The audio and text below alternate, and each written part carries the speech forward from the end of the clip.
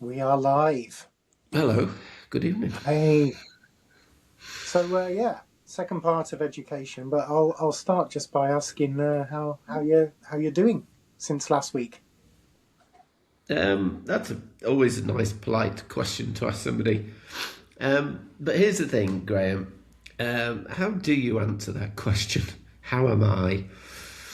Um, I think maybe it's a familiar thing. I wonder if it's familiar to our sweet, beautiful British Isles.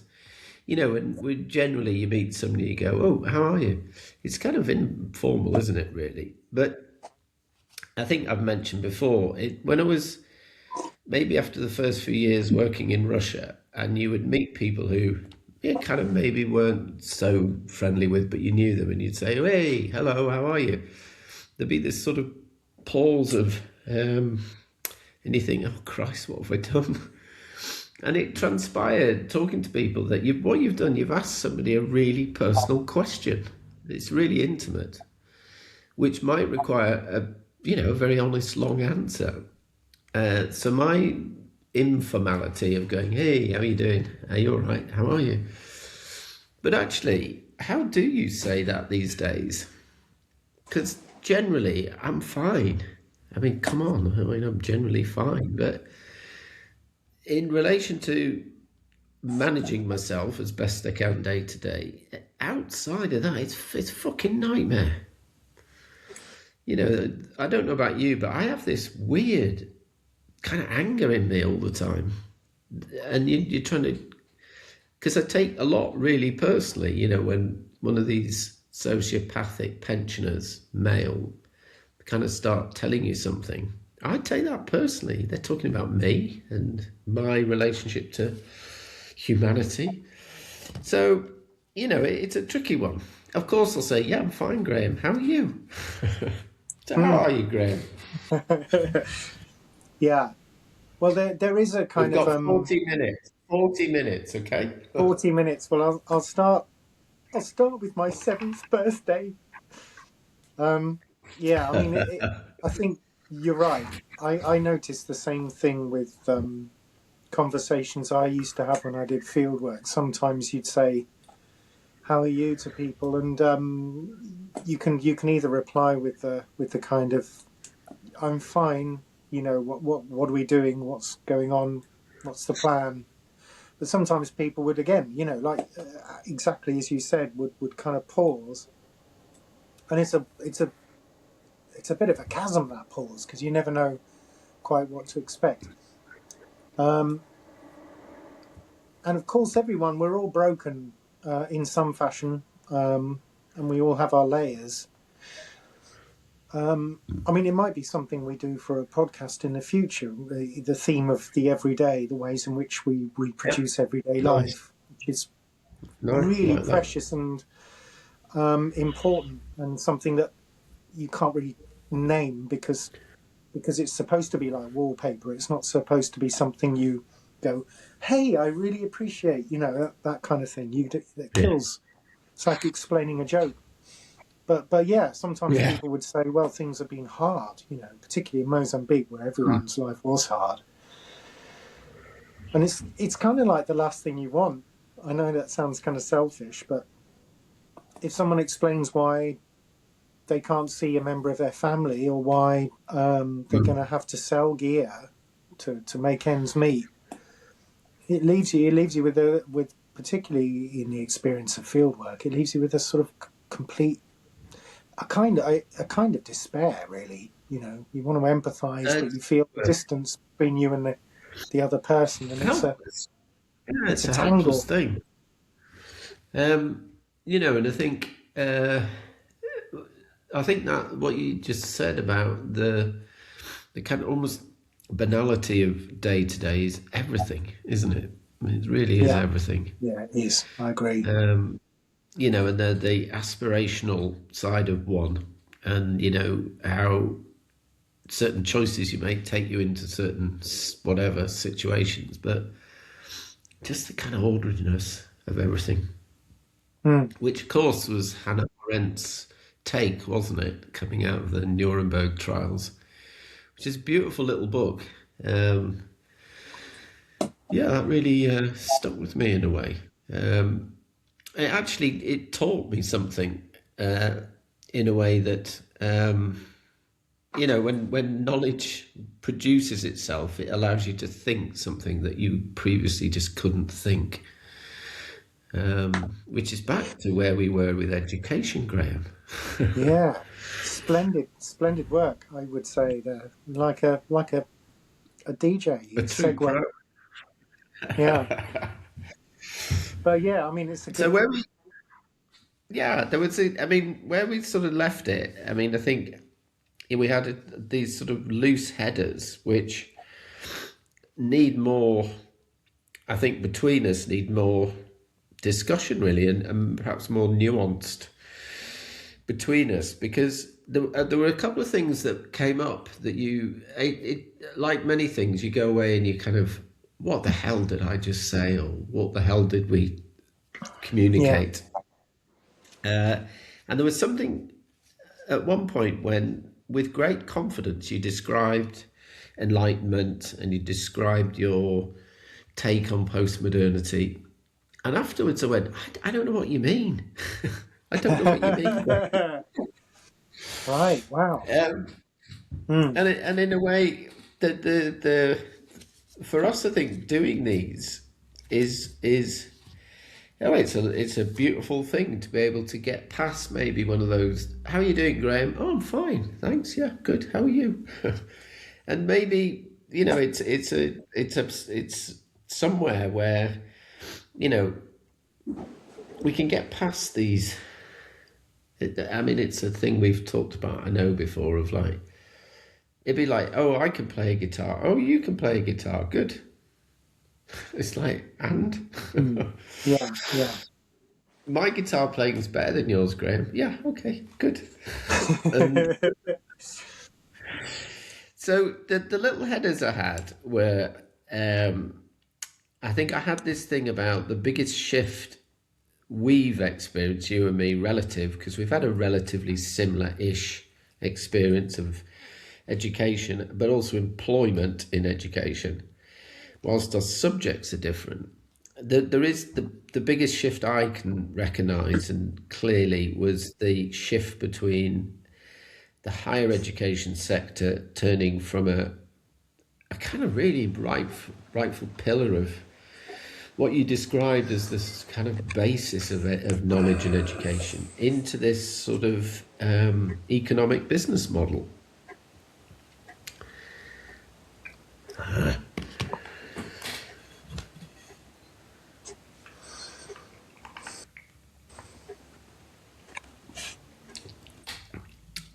Oh, you're back. Good. That's a Yeah, relief. we had a little break. Yeah. Yeah, sorry everybody, we have some. We suspect little gremlins in the software we're using, perhaps. Where did you leave me, Graham? Well, yeah. I think you were um, setting up the context that we've both experienced in terms of how higher education has changed in the last 10, 15 years, which we've accompanied live and talked about as it happened. Yeah, And with I some was kind of dealing thinking straight. about it. I was thinking about it myself as a. I mean, the things I wanted to sort of take from last week was one as you said, focusing on our experiences, which are, I think, quite detailed and sustained. And I remember when we first talked about doing education, I sent you a kind of provocative comment: "University is dead," which I didn't fully believe, but I also think is worth saying. The other thing I wondered about, and we maybe start with that one, but the other one I wanted to talk about is discipline, disciplinary difference, because the thing that really has made Yeah, many a night evening in the pub energize me is not talking to another political yes, scientist, and how we have, without actually ever setting any kind of agenda, talked about the nature of art and politics. I mean, constantly, without yes, actually encumbering ourselves with any kind of formal disciplinary yeah, protocols at all. And that's fascinating. We did tickle that subject a little last time, but without going into any detail. So there's an interesting art political um, overlap that we've always had, which I think would be nice to talk about, because a lot of the time we were talking politics in the last one, Yeah. but also stumbling a little over disciplinary difference, and we don't. We've demonstrated to ourselves we don't need to stumble with regards to that. No, I mean, I think this is Um, again one of that is one of the scenarios we've landed in because if my description of the higher education becoming this economic business model, which is purely driven by grant capture and yeah, balancing the books, be it accommodation, be it student numbers, be it space, footprint of teaching, be it number of teaching hours ratio per capita student. That the idea that knowledge is interdisciplinary is one of those buzzwords, in humanities that we welcome cross disciplinary. No, you don't. That's my experience. That it's this kind of false sense of, oh, we're so open to these different positions, positionality, to use that horrible word. But actually the reality is they're really hyper closed discussions a lot of the time, and you wonder who's the discussion actually for, and it's for itself. That's my opinion. hmm, And if we were to follow it a step further, then we should absolutely abolish peer review because it will only ever reassert its own self again all the time. So our conversations in academia was so fresh because we weren't having to fill in boxes and tick the right yeah, vocabulary, but it was an intuitive interest in genuine cross pollination of thinking, and I was yeah, always really interested in your take on what were not massively dissimilar concerns we both have. They just exactly. came out Yeah, in different forms. yeah, yeah, So I always used to get a lot from hearing about your methods of doing stuff, and because you never would talk to your credit about outputs, you were just talking about process and experiential process. I mean, I'm right at home with you there. Like, well, I wouldn't yeah. just talk to you about the finished painting. You always seemed interested in oh, that's a really interesting combination, and oh, why did you take those steps down that road with those things? Hmm, And I think that to me is where knowledge is produced, not in just comparing whether your version was better than my version. sure. Yeah, I absolutely agree in relation to no, sorry, interdisciplinarity. I was getting ahead with the buzzwords. Transdisciplinary follows interdisciplinary, and then another buzz will follow, I'm sure. The thing I would emphasize, and I think is at the heart of it, is the narrowing. It's paradoxical in a way. It apparently looks open minded, but it is substantively fairly narrow. When I was involved with failed research bids of one kind or another, when I gave a shit between different departments, and there was this kind of interdisciplinary language. Well, we've got a program and we need a social scientist, or we've got a program and we need a art person, right? Yeah, It's yeah, initially I thought that's great. We're all speaking across our own yeah, silos, yeah. but really all it was jigsaws, right? Someone, and I assume at some point it's a grant manager, has thought there's a bit missing from this jigsaw. Let's plug it in. Let's have the person who does this slot into this part of the grant bid. Yeah. So it became quite philistine. It really wasn't about It wasn't an open conversation about what we think knowledge is or how we rethink a topic democratically. It was Mhm. just about. It was just a kind of utilitarian thing where you would want, Yeah, I think, particularly if they were yeah, senior, if they kind of had already the kind of CV that you could chuck with all the other CVs in, my impression was that whenever anyone talked about interdisciplinarity, it was largely a dead hand being slapped on a, you know, project that was already doomed to produce very little of any interest.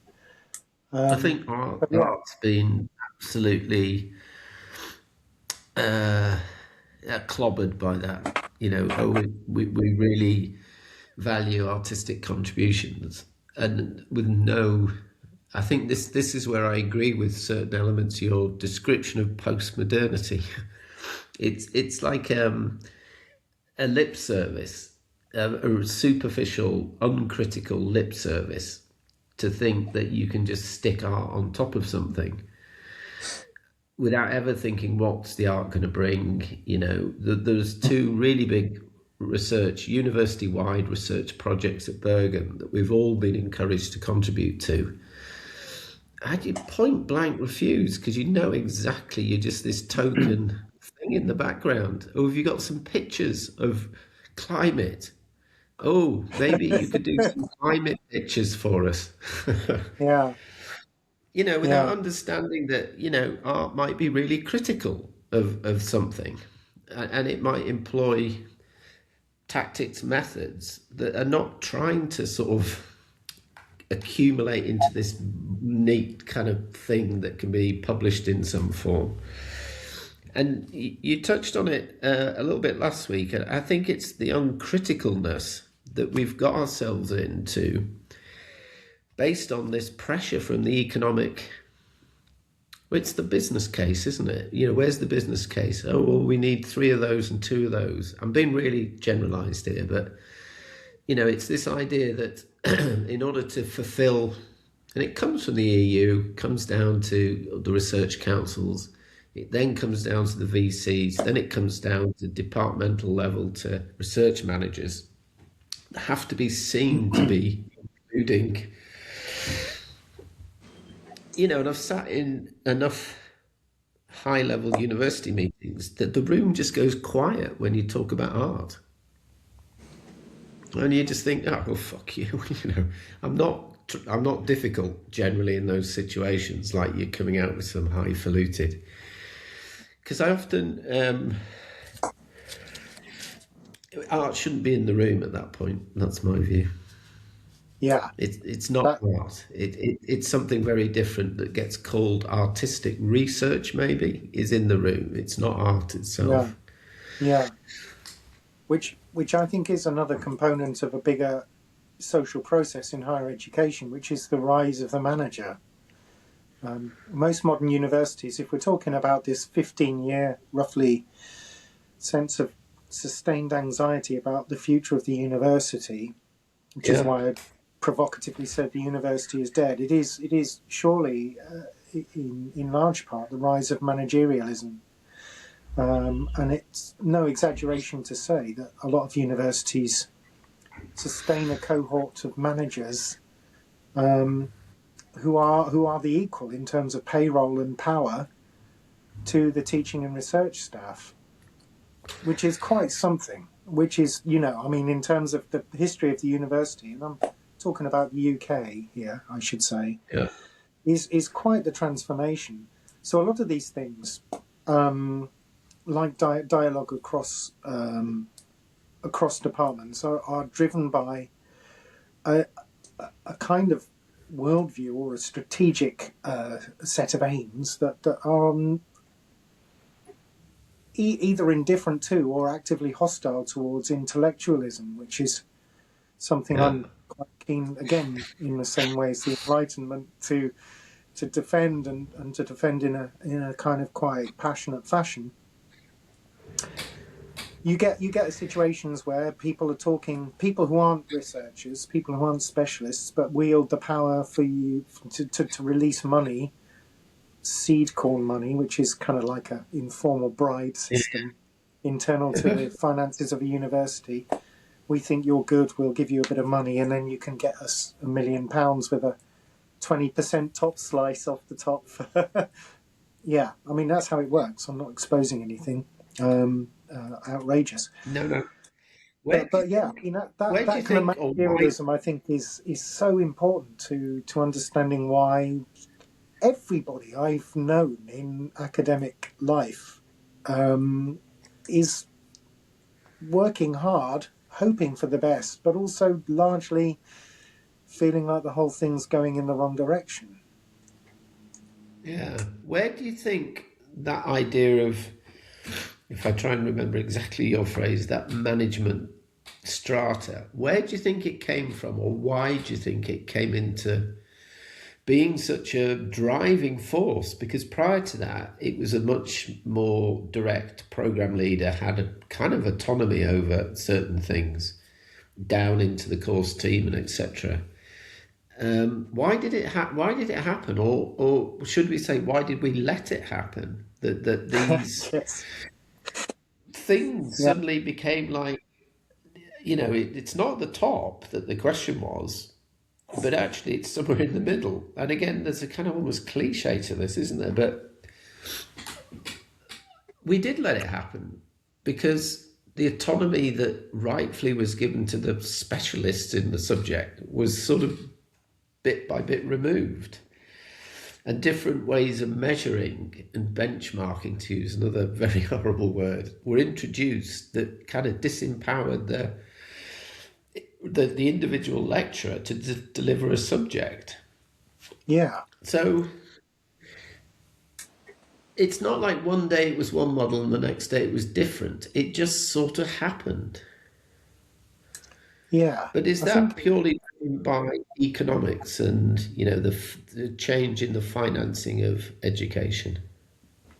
I think there are It two was Labour, wasn't for my money.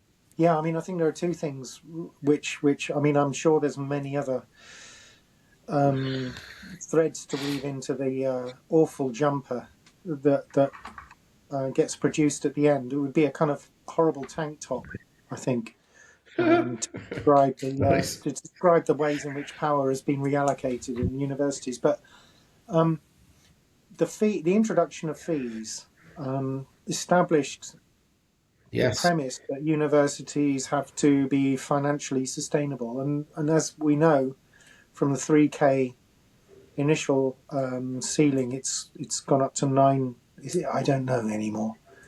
9K for an No. undergraduate degree, and the central government, we should say, in case anyone who's not in higher ed, central government funding has fallen, and on the Yeah. back of that, a series of different things have happened with the ways in which grants are dispersed as well, and loads of other things that we could talk about and probably would make us both feel again quite despairing. But I think the fee issue is one. So that's one thing. It introduced the premise that universities are financial institutions, and loads of things happen as a result of that. The second one is just a general social change, which is the rise of management, which you can. It's kind of again a long story and a short story. It's kind of there in most Western countries after the Second World War, but it becomes so intensified paradoxically under the Tories. The idea of the manager is a deeply neoliberal phenomenon, right? Neoliberal.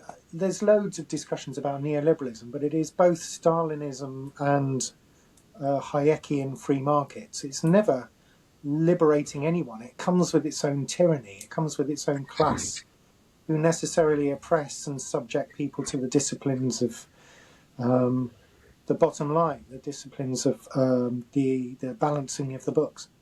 So Yeah. managers kind of rise in every institution. You talk to doctors, they'll tell you the same story.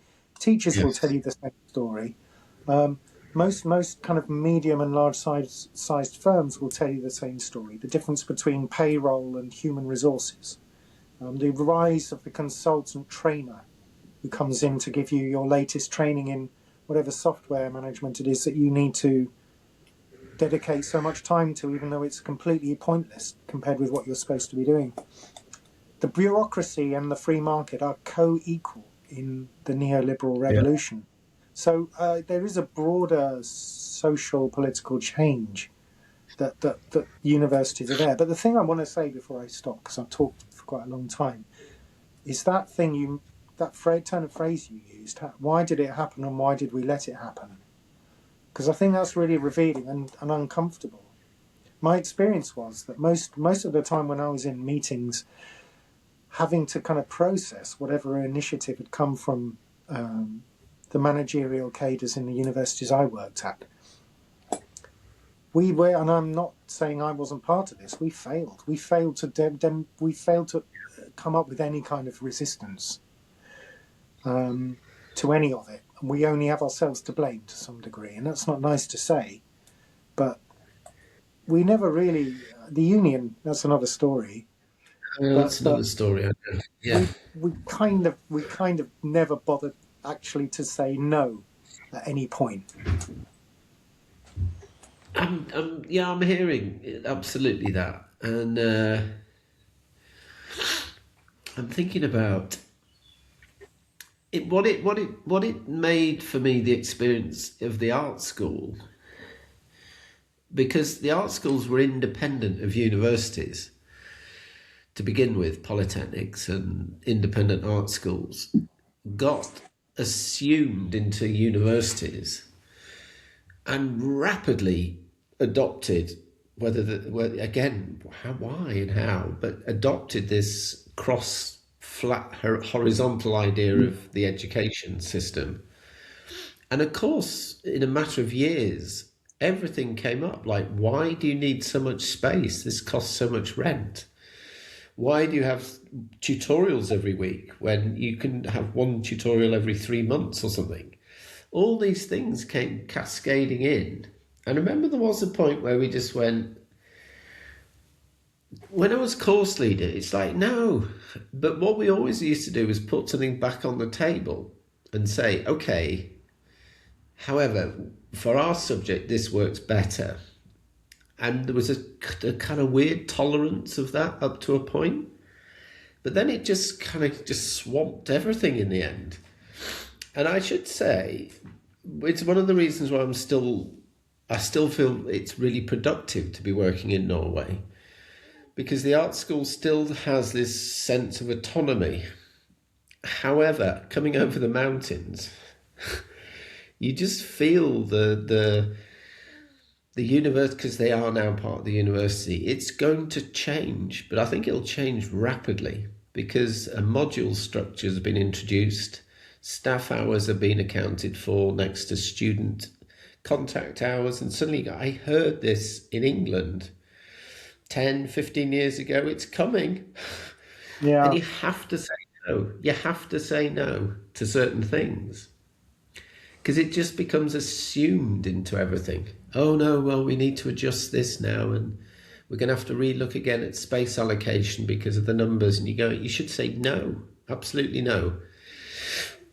We have yeah, to take it back and manage it ourselves, but we can't then give up, because once you give up something, it's never, ever, ever coming back again. yeah, yeah, And I think to me that's to do with criticality in the proper sense of having a critical position you argue with, not just to sort of, because none of that. I'm going to sound terribly generalizing it, but my experience of that level of management, they were just totally unqualified for the job.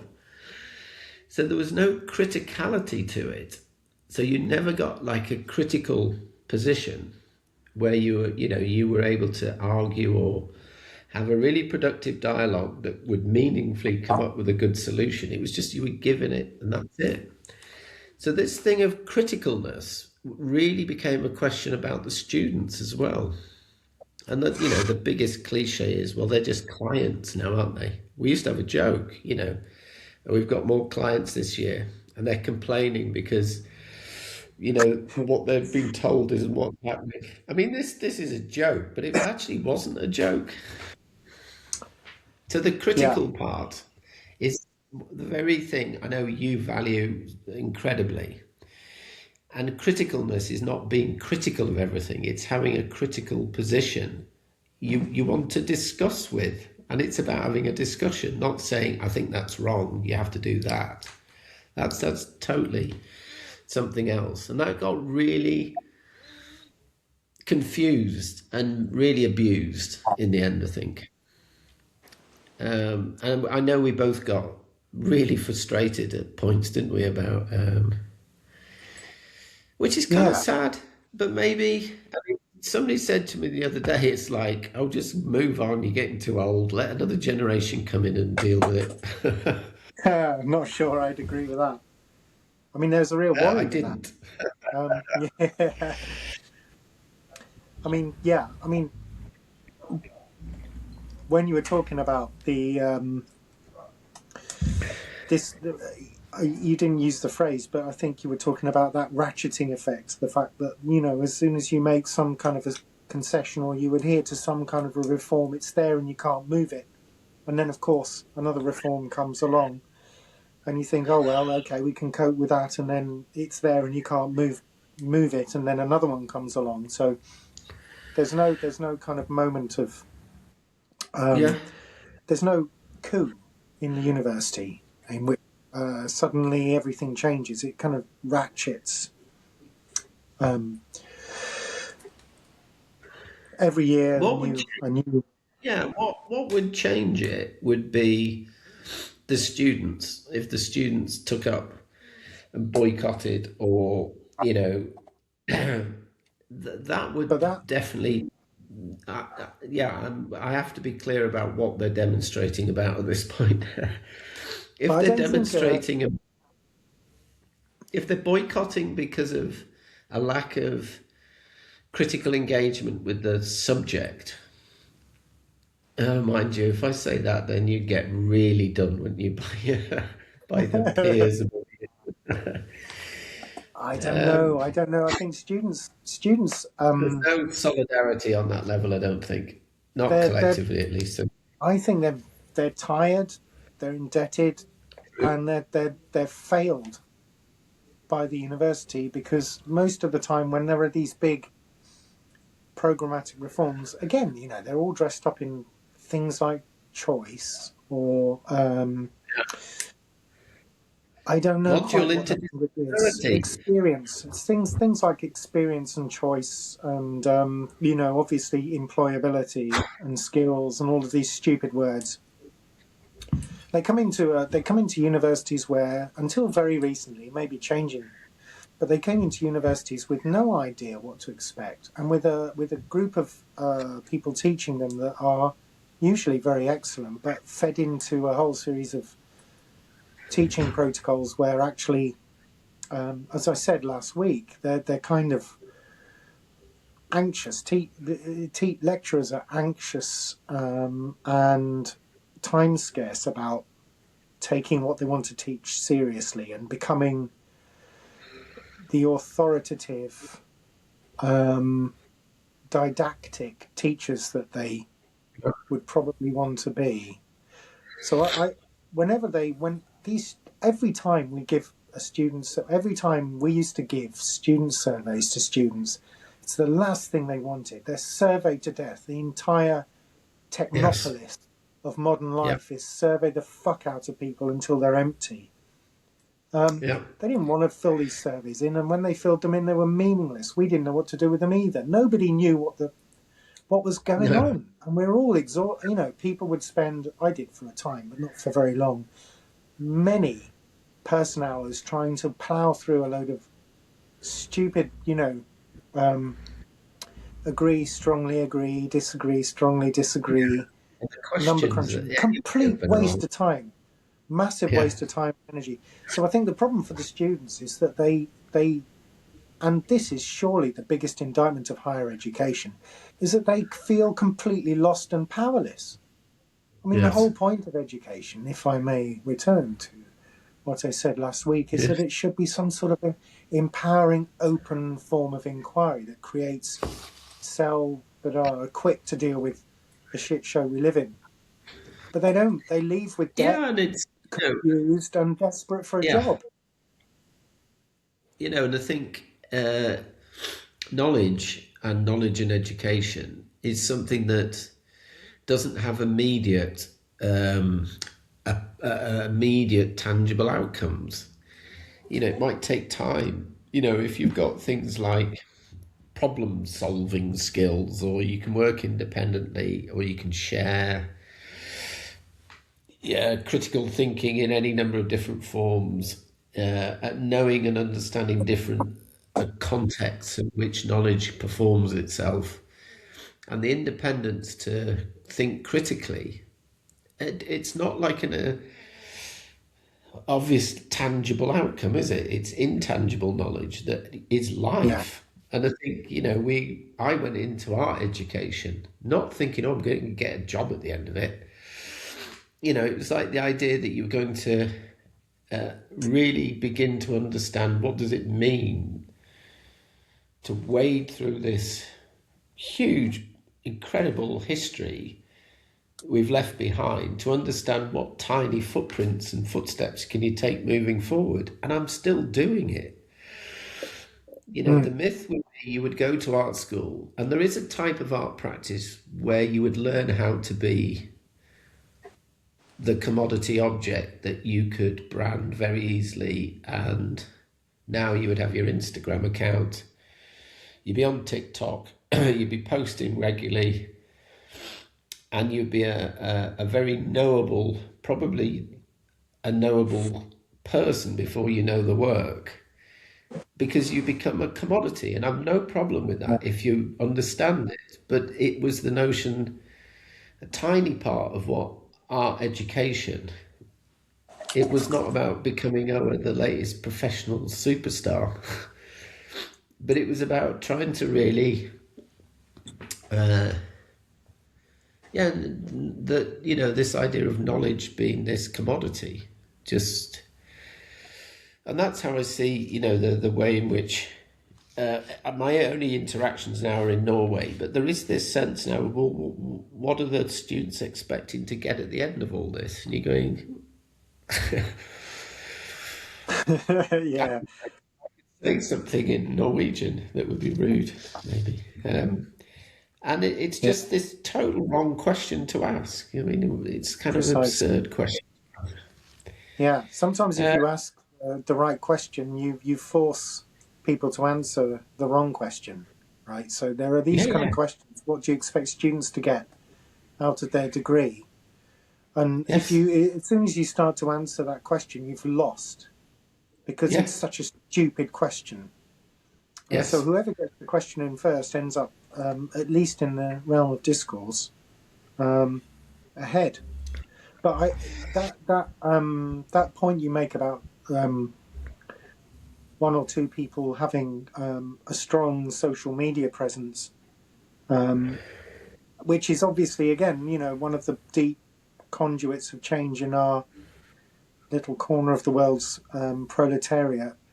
Um, yeah, it's a really it's strong currency, right? If you get a social media presence, or you yeah, get onto telly or radio, or high levels of retweets and likes, all of this kind of yes, stuff, it's really big. And I one of the things that parallels or interacts with universities, is the public intellectual, and how, in some fashion or another, we're all encouraged to be public intellectuals. And I think that's largely healthy. I like the idea of the public intellectual, and if you do interesting stuff, share it with as many people as possible.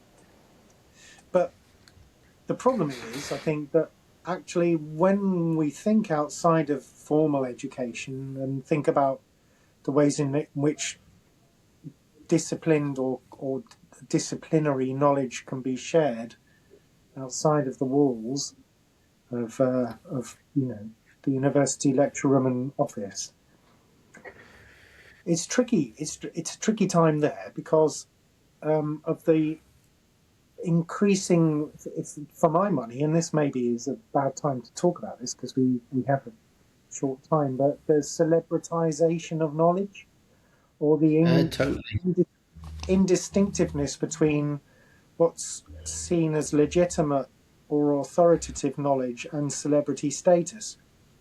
I can't move for stand-up comedians who are touring sets where they claim to be solving political or existential yeah, problems. It's like every stand-up comedian, rather than yeah, saying "fuck you, Thatcher," or I'm from one ethnic group or another. Isn't that funny? Are all doing these kind of weird pseudo intellectual Social. things, and you get tons of these people. I mean, I dare even mention the name of Jordan Peterson, who has no merit whatsoever, but is hugely Mhm. famous, right? Yes. And it confounds and frustrates and makes me quite angry because I feel like these people are fools. But if you want to become of any, if you want to be an interesting intellectual and try and reach out to a broader public than the one where you're sat in a seminar room or a workshop, um, you're kind of at the back of a queue, and the people in front of you are loudmouth media connected idiots. Yeah, it's a good one. Somebody asked me, a colleague again 2 weeks ago in Bergen, who I kind of knew of. She's a really good painter, but I've never met her. And anyway, I bumped into her in another context and said, "Oh, I thought your work was really interesting in this exhibition." Oh, thank you. So we went and had a coffee, and she said, "Oh, what sort of work do you do? I've heard you do," and there was this really nice thing you hear somebody describing. Can you show me any? And I said, "No." And she said, "What?" And I said, "I haven't got any available. I don't have anything online at all. If you want, I can point you at certain. Well, they're in Russia, Lithuania, Macedonia, Czechoslovakia. There's one in London who will have my work, but it's not me. You'll find it'll be the work." And we had a really interesting conversation then about that because she felt compelled to have this presence online. And she kind of said, "Why have you done that?" And I said, "Because, well, it's not public. My work's not public like that. It's not an indiscriminate stadium rock blanket bombing. I'm really particular now about who I'm making work for. And wherever I can manage that, why should it be in the public domain like that?" So we got onto a really interesting thing about that because Hmm. she said a lot of the students at the moment have this terrible kind of conflict of interest about feeling they have to have this kind of public presence to be seen against the ones who are totally fighting that but feeling really bad about it because they aren't doing the thing that they think they should be doing. So this celebrity knowledge thing, absolutely, I'm up for a longer discussion about that because Hmm. where knowledge performs and how it performs and who it performs to is right at the root of academia. It's right at the root of knowledge production itself, the expectation of what knowledge is for. And again, I think you and me have had some really interesting parallel discussions there. And when the most beautiful thing when Fella 33 plays is we don't know who's making what noise. Yeah. Oh, I So entirely agree. Yeah. maybe at that point we should say to our wonderful listeners, thank you. Um, and the discussion, absolutely, something centered around that. But we can talk about that and decide before next week. Yeah, we will conjure up another topic. I think, yeah, it's nice that this one and the sea have ended with clearly more to say. So Yeah, it's yeah, good. maybe two's not enough and three's too many. So we'll Yeah, maybe move yeah. on to another one next week. One But yeah, as notch. ever, golden. And yeah, Good to see you. well, good to see you too. And stay safe, stay Yeah, crispy. And stay yeah, crispy. You know, see you again. bye now.